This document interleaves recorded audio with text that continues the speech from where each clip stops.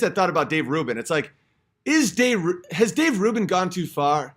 He's on the dark web. No, like, that isn't going against someone. Look at Milo Yiannopoulos. That guy's gay as fuck. And he's also part Jewish and foreign. And the press is like, this guy's a Nazi. Like, no one's going to call Dave Rubin a Nazi because he's controlled opposition. And it's like, I'm not just for everybody that isn't controlled opposition. I'm not saying that. I'm just saying that you have to understand people that are part of this dumb game where it's like, I truly believe the Kathy Newman thing was set up with Jordan Peterson, because that takedown was so unbelievably fun to watch. And it was so legendary at the time for me to watch, like, everything that I hate in, like, feminism and leftism and stuff just get annihilated by Jordan Peterson. But here, this is the thing that always made me feel something was off about it. Why did they upload it? And Jordan Peterson was asked that, and he gave an answer. He was like, they didn't know how bad it was. They thought that they did a good job, eh? That was his response, where it's like, so they do this interview, it wasn't live, and then they upload it to YouTube, and that's what spread it around. It's one thing if it just leaks or it gets on YouTube and stuff like that.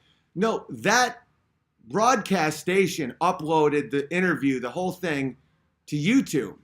And at the time, I was still a little bit under the Peterson spell, so I just believed what he said, even though it just sounded insane to me. He proposed that those people watch that interview of him and Kathy Newman, and it's like just this epic takedown. And they were like, that was great, and they uploaded it. And that they were so oblivious to what had just transpired. Say what you will about leftists and feminists and all this stuff. They're not like that retarded. Like, they're not like, it's one thing if it's like the ink blot test a little bit in certain situations where one group will see something like a debate and see one winner, and another group, because of their their views, see another one. But like, that was one of the biggest massacres anyone had ever seen at the time.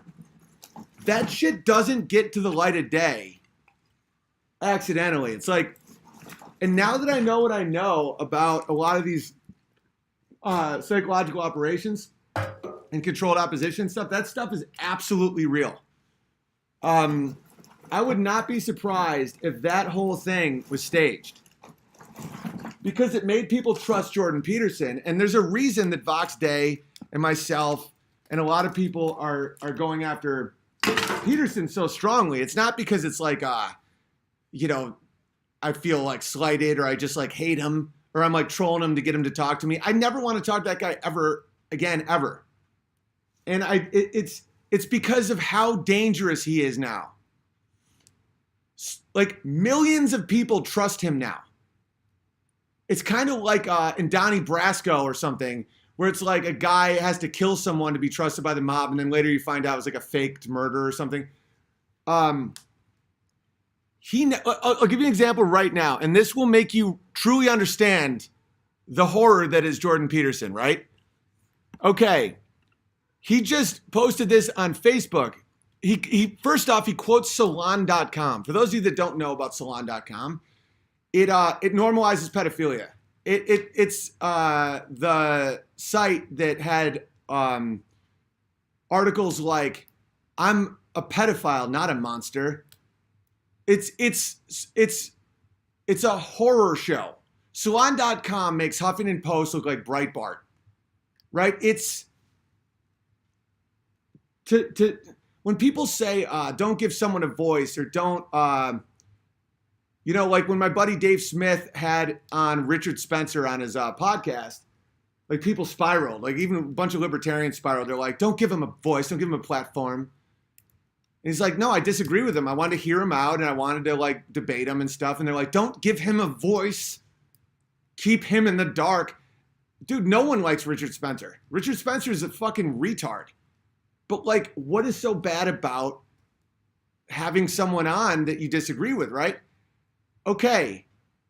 They think that way, right? So like giving a voice, giving somebody credibility. How about quoting salon.com, which now people are like, oh, what's salon.com? They'll go read and it's like, this is why it's okay to fuck a 9-year-old, right? Okay, and look at what else he does. He says, salon.com says, why do people share conspiracy theories and fake news? Maybe it's the human, quote unquote, need for chaos. And Peterson writes, need for chaos empirically related to radicals' desire to destroy the democratic cosmos order. Who would have guessed? Okay, that's basically a meaningless statement to the point where I view that as a critical statement of conspiracy theories, which I'll get to in a second.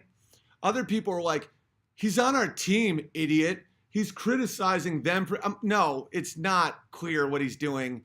And it's just, this is nonsense. So salon.com is putting down conspiracy theories. Understand that Jordan Peterson's entire career has been based on him calling out conspiracy theories. Bill C-16 in Canada is a conspiracy theory. So he postulated that the whole law was to create compelled speech and that it was planned. That is the definition of a conspiracy theory. And then they were all like, no, Jordan, we just want to help people just like the law says. And his position was, no, this is a leftist plan to create compelled speech. So Jordan Peterson is the definition of a conspiracy theorist. His fame is based on conspiracy theory. Jordan Peterson and Lindsay Shepard are right now suing something Laureate University in Canada because of a conspiracy theory. Lindsay Shepard recorded them secretly reveal a secret plan that they were doing to eliminate any free speech on their college. That's the whole story. She secretly recorded bureaucrats with power explaining what she could or could not say. And then it embarrassed them. They denied it. They said that it was fake or it wasn't real. That's what a conspiracy theory is. So now Jordan Peterson and Lindsay Shepard are set to make millions of dollars off revealing a conspiracy. And so he says, need for chaos empirically. Empirically means like things you can measure. Need for chaos empirically related to radicals' desire to destroy the democratic, quote unquote, cosmos order. That doesn't mean anything. Who would have guessed? And then random sarcasm.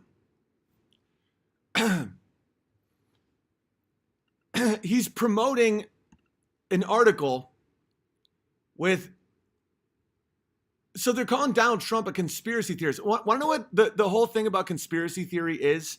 Why it's been so demonized and why that phrase is used to make people sound like idiots? You want to know what conspiracy theory is? It means you question the narrative. That's all it means. Like to say